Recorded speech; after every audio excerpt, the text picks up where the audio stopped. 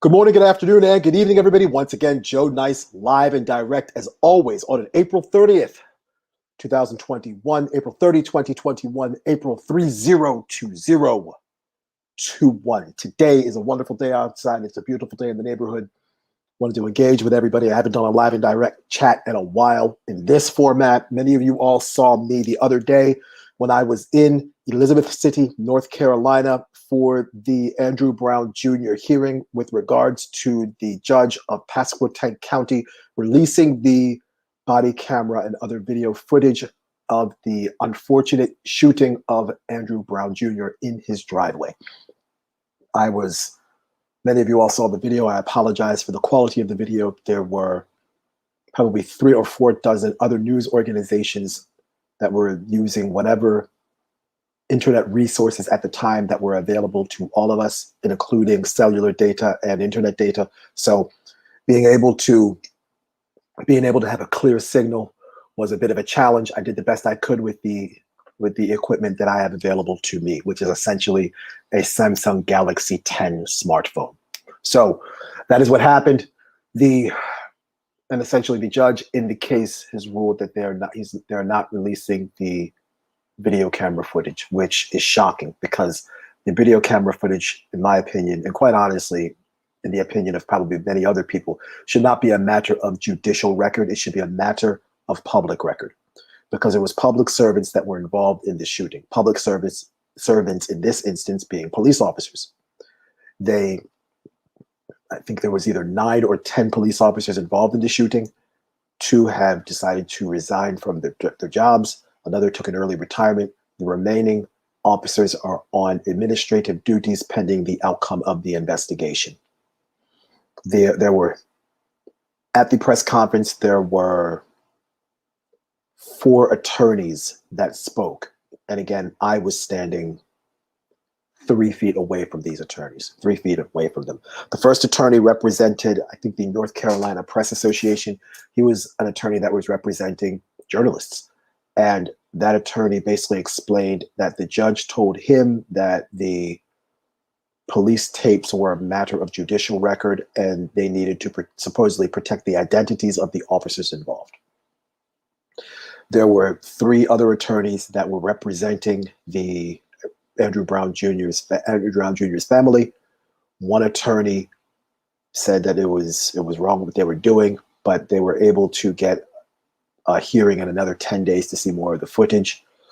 The second attorney, who was the woman who initially saw the Andrew Brown Jr. shooting and described to everybody what she saw, I want to say last Wednesday, last Wednesday or it was really last Thursday or last Friday. She said that the judge told her that she mischaracterized what she saw on the videotapes. That is incredibly disrespectful, impossibly disrespectful. Think about this. You have somebody telling you that what you saw was incorrect. And bear in mind, what she saw was 20 seconds of redacted videotape footage from the police officer that was farthest away from the shooting. So that's what she was left to deal with.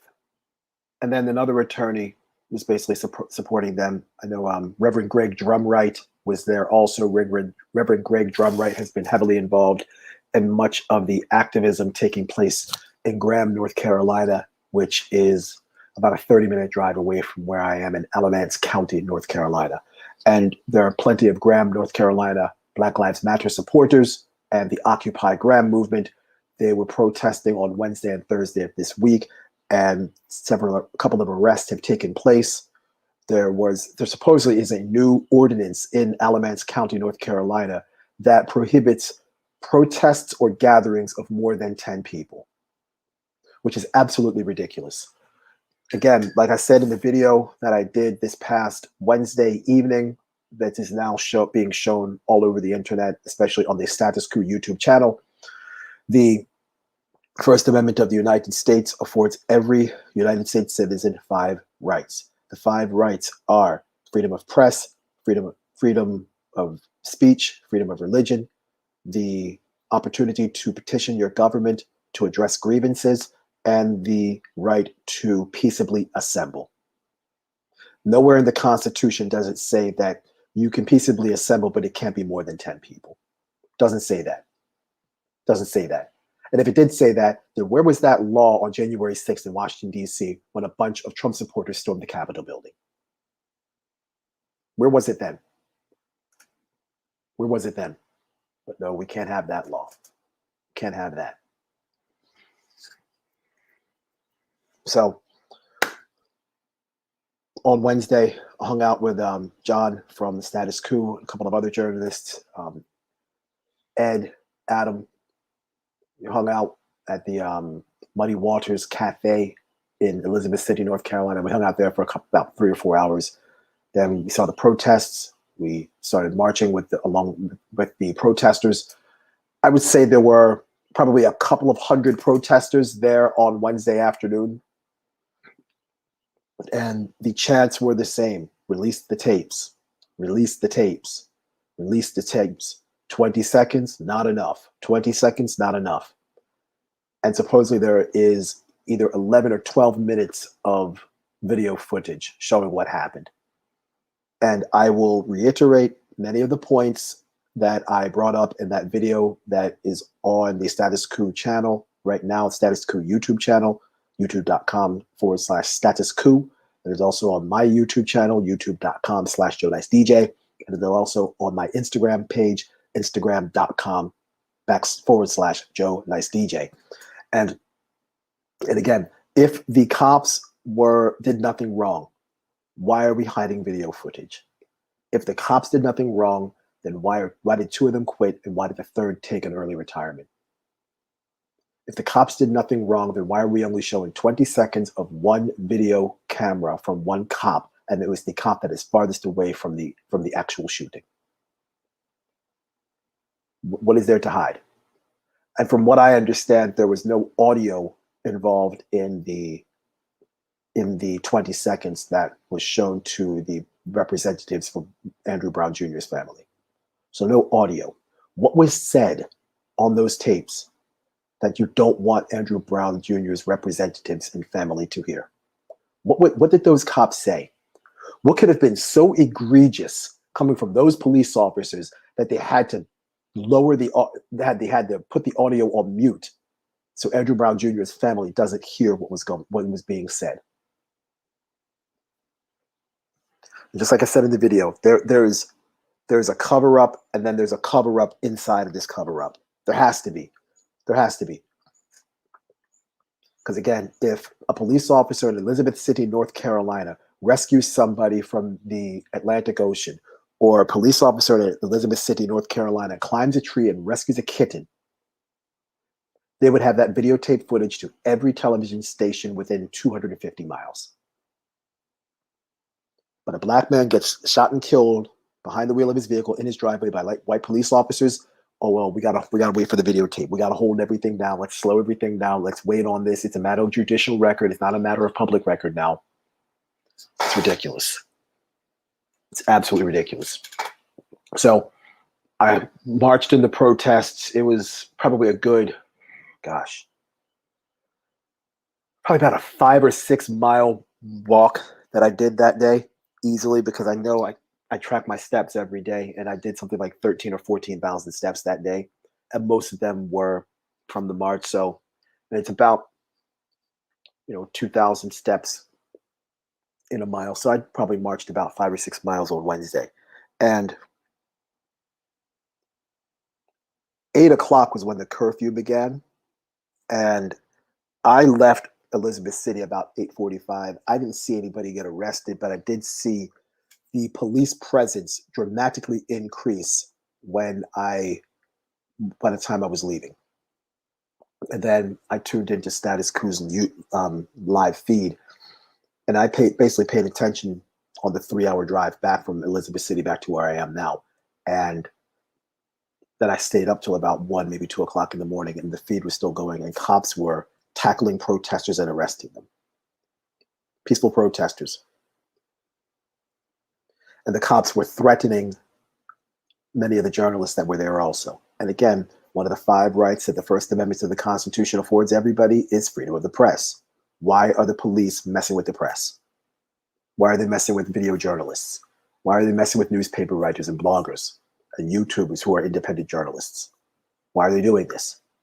So it's a problem. It's a big problem, and I imagine that there are going to be more protests this week. And if I lived in Elizabeth City, North Carolina, I would be in the streets every day until they release the tapes. Every day. Don't let them get away with this. Because if they let them get away with this, they'll get away with it again with somebody else. But I cannot begin to imagine how heinous that shooting must have been in order for them to redact the footage. They not only redacted the footage, they blurred out the names of the officers, and they blurred out the weapons that they were using. Why go through all of this trouble just to protect the officers if the officers did nothing wrong? What's the point? Why do all of this? Why do all of this? And again, I made some statements on Wednesday night in that video that seemed to resonate with a lot of people. And it's true. Everything I said was from the heart, and it's fat, and it's all there. It's all there. Again, Joe Biden has done nothing for Black people in the United States. The last time he actually spoke to Black people was on that Zoom call where he was condescending. Spoke to Charlemagne the God from the Breakfast Club, and he said, hey, if you don't vote for me, you ain't Black. This is Joe Biden that said this.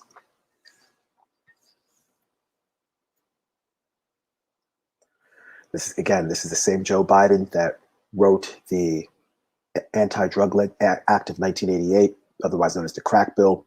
He wrote the Omnibus Crime Bill of 1994. He wrote the RAVE Act. He wrote the Counterterrorism Act. All of this was Joe Biden. All of it. So when you wonder why you have militarized police marching the streets of Elizabeth City, North Carolina. Elizabeth City has a population of about 17,000 people. It's essentially a small college town because Elizabeth City State University is there. It's essentially a small college town. And there were militarized police walking the streets of Elizabeth City, North Carolina. When I pulled out of the downtown area past the burrito place, there's a really nice burrito shop in Elizabeth City, North Carolina. I think it's called Big Boys Burritos, I think it's called. Just Google it, look it up. And if you're in Elizabeth City, go order from them. It's a really nice spot. The burritos are the size of small newspapers. They're incredible. So I was down there. I'm watching everything happen. And as I'm leaving through the main downtown area and getting on US Highway 17 to exit the city, there was a parking lot. And I think it was at a church parking lot. There were, I would say, at least 30 state troopers that were parked in that parking lot. 30 vehicles, and they were all North Carolina state troopers. 30 of them. I drove right past them.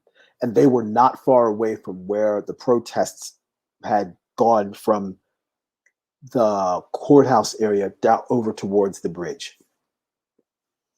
So again, there were at least 30 state troopers in that parking lot that I drove past, which was maybe a block or two away from where the majority of the protesters had begun to congregate again, after we were all collected on the rear of the Pasquotank County courthouse. That's where the big news truck was, and that's where, when I did that interview with John from Status Quo, and I said, look at all those people on the roof. Look at all the cops on the roof. Behind me was the courthouse. So a bunch of us were there, and then people kept moving on. And then once you walked a couple of blocks down that other street, and I can't remember the name of the other street, it wasn't Main Street because that's where the courthouse was. It was on the backside of Main Street, and I forget the name of the street. But whatever street that was, there's another street on the other side of that. Then there's a church. That's where the cops were. Just to kind of give you an idea where everything was placed. So 30 state troopers. And I guarantee you they weren't driving just one to a car. So there were 30 state troopers. There were probably 50 state troopers in those 30 vehicles, easily. Additionally, in addition to just Pasquotank County Police and Elizabeth City Police, there were police departments from other jurisdictions that were in Elizabeth City during the protest. I personally saw other police vehicles that were not from Elizabeth City and not from Pasquotank County and were not North Carolina state troopers that were driving around also. On top of that, there was one picture that I took, and you can see that on my Instagram page, where there's a white lady holding up a sign, and then in the distance are police vehicles. There were 15 police vehicles at the opposite end of that one street, all of them unmarked. Every single one of them, unmarked cop cars. Unmarked. Now, again, police are supposed to be, their existence, or at least what they say they are supposed to do, is to protect and serve. And if they're supposed to protect, part of them being able to protect is to have them be conspicuous. You were supposed to clearly see what a police vehicle looks like. Oh, it's bright, it's got flashing lights on the top, their color scheme is obvious, so I know, oh, I can clearly identify that as a cop. These unmarked cop cars, there's no way to tell if those cop cars, those unmarked cars, were picking up mulch at a local Home Depot or picking up burritos from the burrito spot in downtown Elizabeth City. There's no way to tell unless you look in certain places to see where the additional rows of lights are in the grill or on top of the dashboard. Or I'm sorry, on top of the windshield, but underneath the hood or underneath the roof of the car. Again, what do police have to hide? Why do police have to have unmarked vehicles? For what? For what? They're supposed to protect and serve, not to be secretive and clandestine and surreptitious.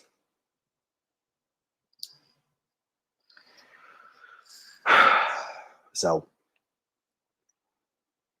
and a major reason why, again, why we have all these police in the streets is Joe Biden. A major reason why. And another major reason why we have the other epidemic of white police officers killing black people, I think we can look at one person and attribute most of that to none other than Barack Obama. Because as I said before, as I said in the video, and as I said on plenty of other conversations, America was founded on racism.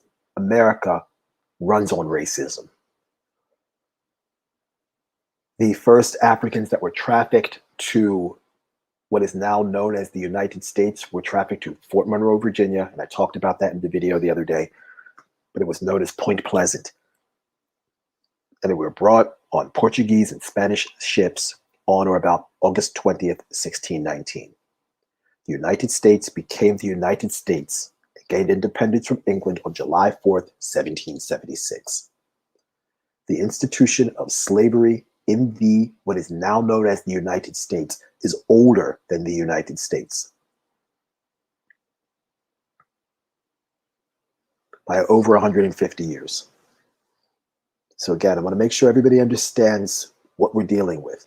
America was founded on slavery. The first Africans that were trafficked to the United States was August 20th, 1619.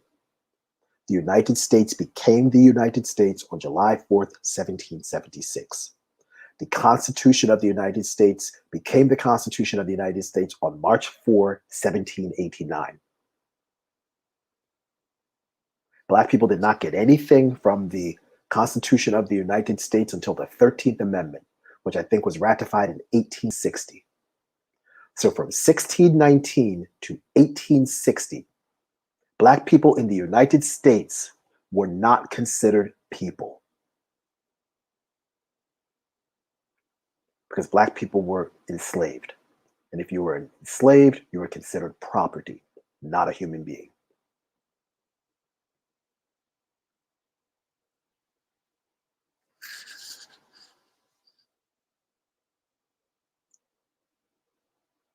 For years, the narrative, whenever we saw Black people being brutalized by white police officers, and 29 years ago, we had the Rodney King incident. That was 29 years ago. I know it doesn't seem like it was that long ago, but it was. It was. Yesterday was April 29th. April 29th was the beginning of the Los Angeles riots. And they had militarized police back then. But then the crime bill of 1994 ramped it up even more. 1992, we had the Rodney King riots because the Rodney King situation took place, I think, in late 1991, if I'm not mistaken. And we're now almost 30 years later, same situation. And back then, the narrative was, for Black people, was, well, we don't have anybody in positions of power that can change the laws that can give us justice. That was the narrative. That's what I heard. I was 15 years old in 1991, freshman in high school. That's what we talked about in our social studies class. How do we change these laws? How do we make things fairer for Black people? How do we change things up? 2008, Barack Obama gets into office. And we're thinking, wow, we finally got somebody that looks like us that might actually protect our interests and still be president of the United States. Because now we have somebody in a position of power, which is the highest position of power, not only in the United States, but quite honestly, the world, that can actually do something for Black people. He then goes ahead and brings in Eric Holder, who was, I think, an assistant attorney during Bill Clinton, and he became the attorney under Barack Obama. Eric Holder is Black. So now we've got Black president, Black attorney general. Okay, things are going to change. What happened? Nothing changed. In fact, everything got worse. And I'm going to point to a specific incident that tipped the balance of power even more in favor of the police. When noted professor at Princeton, Dr. Henry Louis Gates Jr., got locked out of his house and tried to get into his house. And then the neighbors at his house, the neighbors around his house, called the cops, and the cops arrested Dr. Gates at his house, in his house. Barack Obama had an opportunity to not only excoriate that racist cop that arrested him, but then he could have gone ahead and had his Attorney General, Eric Holder, launch a Department of Justice investigation as to why white police officers continually brutalize and over-criminalize Black people in the United States. He had an opportunity to do something back then. What did he do instead? He had everybody over at the White House for a beer. Remember the beer summit? That's what happened. And the four people that were there was the cop, Barack Obama, Dr. Gates, and none other than Joe Biden. And supposedly Joe Biden had an O'Doul's, which is non-alcoholic. Instead of legislation, something that you could put on paper and say, you know what, we're going to investigate this. And then we're going to come up with legislation that reduces and eliminates these inequalities with regarding interactions between white police officers and Black people. We're going to do something about this. What happened? Beer summit. Let's have a beer. Let's get some Doritos. Let's crack open some peanuts. We'll get some chips and some hummus. We'll talk about it. And nothing got done. And then everybody wonders why all of these other Black people got killed in the streets, why you end up with an Oscar Grant or a Philando Castile or a Trayvon Martin or Laquan McDonald or Freddie Gray or Corrine Gaines. And you wonder why you end up with these situations. Because we thought the biracial guy with an Afro-Asiatic name, Barack Hussein Obama, was going to give us hope and change. Because that's what he said he was going to do. He told us, hope, change, yes, we can. What did we get? Absolutely nothing. Nothing. In fact, things got worse. So if the black guy with the Afro-Asiatic name was not going to do anything of any substance for black people, why did anyone think that his successor, who is a racist, a rapist, and a misogynist, was going to do anything for black people? During his campaign, President Trump's campaign, he said, hey, black folks, what do you have to lose? Does anybody remember this? He said that on camera at a rally. What do you have to lose? I don't know, Trump. What about our lives? What about that?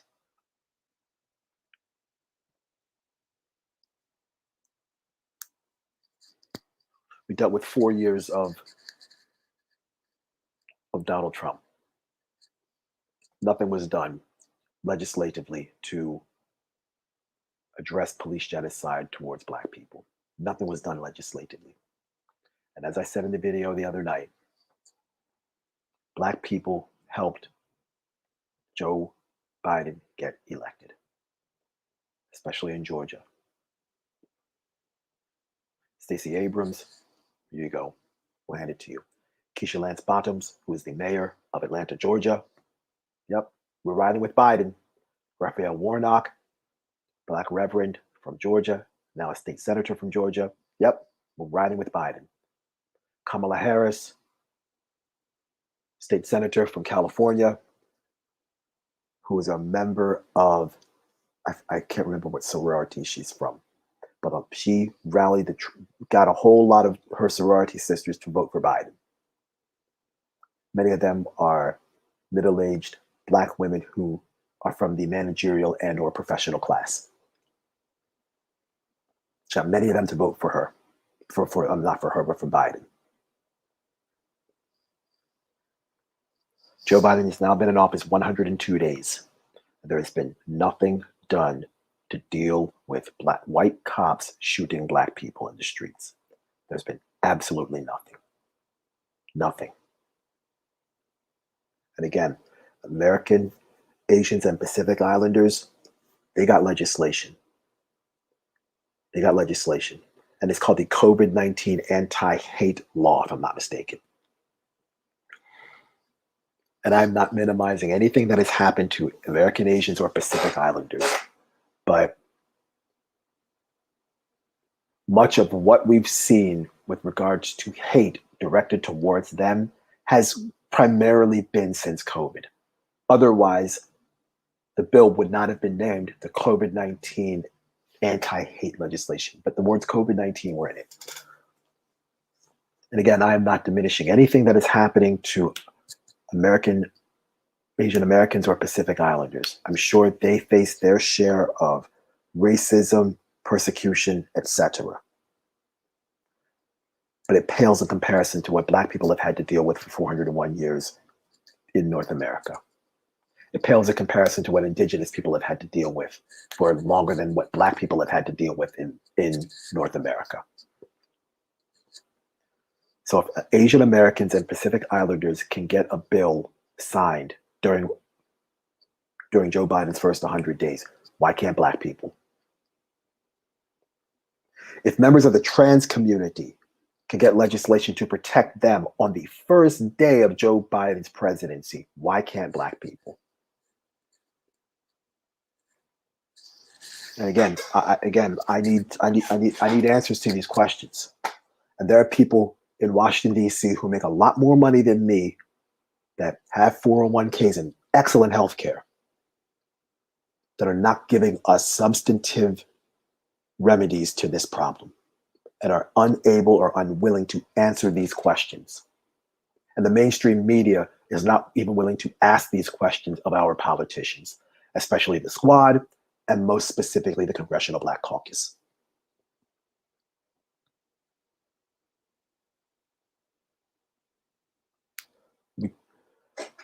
Well, January 4th, actually 3rd and 4th, I was part of the Force to Vote rallies in Washington, D.C. to have progressive members of the House of Representatives force a floor vote for Medicare for all in the United States.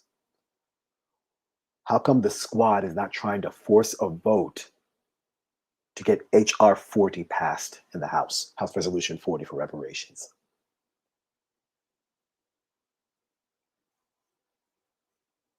Pramila Jayapal is the president or the leader of the Progressive Caucus. What is she doing? What about AOC? What about Ilhan Omar? What about Jamal Bowman? What about Cori Bush? What about Mondaire Jones?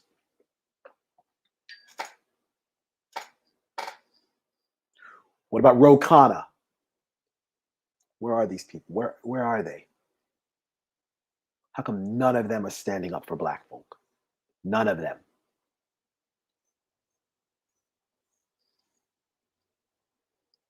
What do we get instead? We get tweets. We get tweets offering thoughts and prayers. We get tweets wishing the family all the best instead of actual legislation, something tangible and durable that would reduce and eventually eliminate police genocide towards Black people. We can't get that.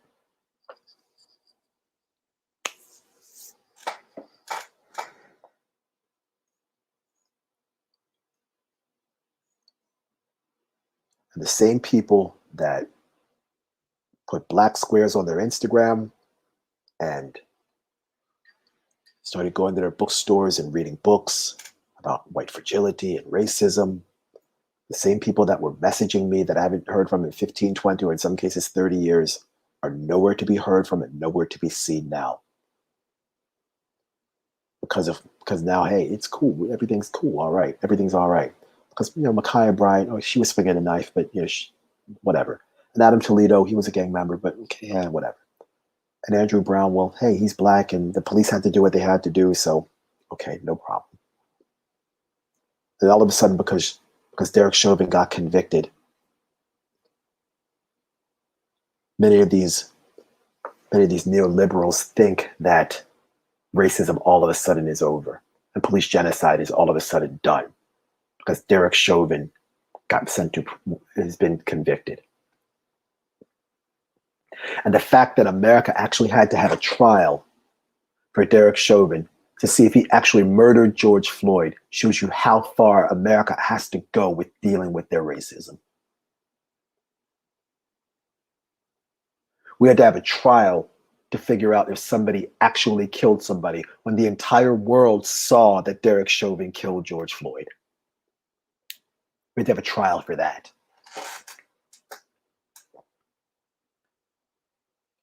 When the verdict was announced about a week and a half or 2 weeks ago, dozens of cities around the country called in the National Guard as a precaution. For what? For what?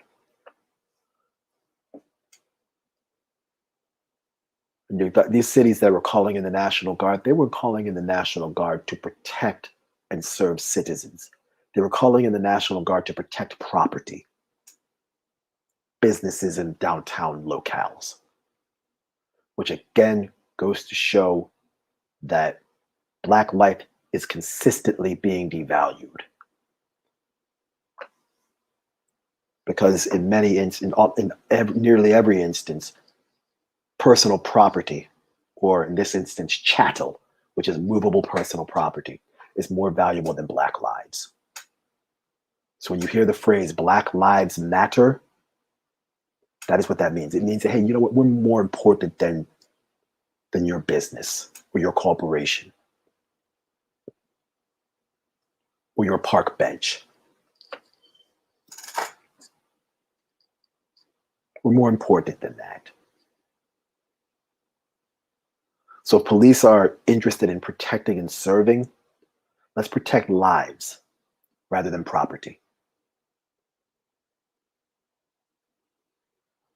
But if anybody understands the history of police in the United States, police originally came from slave patrols. And as I said about 18 to 22 minutes ago, slaves were not considered people until 1860, which was when the ratification of the 13th Amendment took place. Slaves were considered as property.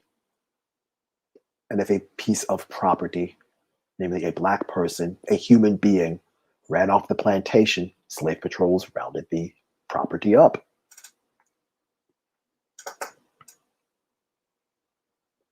I want everybody to really digest what I just said. If your property ran off the plantation, the slave patrols were called to pick up the property, which was, this instance, was a black person, a human being.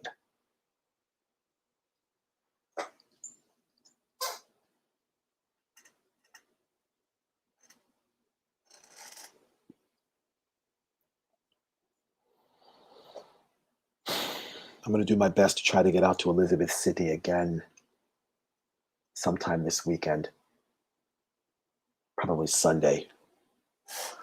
If there's any other demonstrations around here, Graham, Raleigh, Durham, Chapel Hill, I'm going to try to get out to a couple of those also.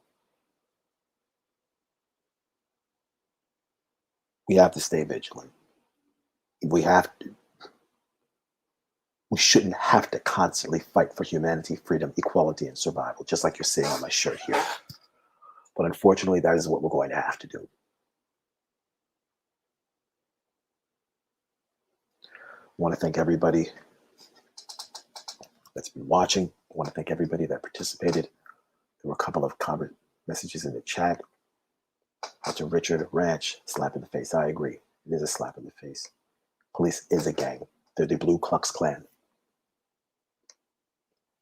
Andreas saying this is not a police in the US, these are prison guards. I don't disagree with you, Andreas. I don't disagree with you. If you ever watched the documentary 13, which was based on Michelle Alexander's wonderful book called The New Jim Crow. I forget which participant said this, but I think he or she said that the prison is now the slave ship on land.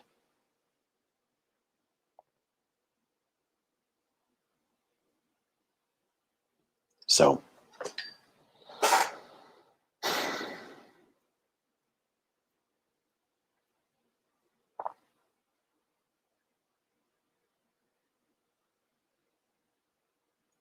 that's all I have to say for today.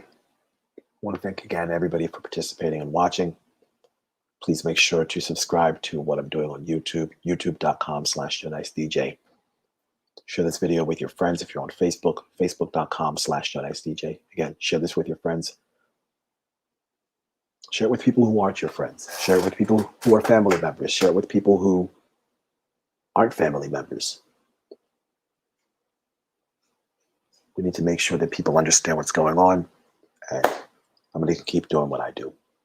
All the best. One love. Take care. Peace.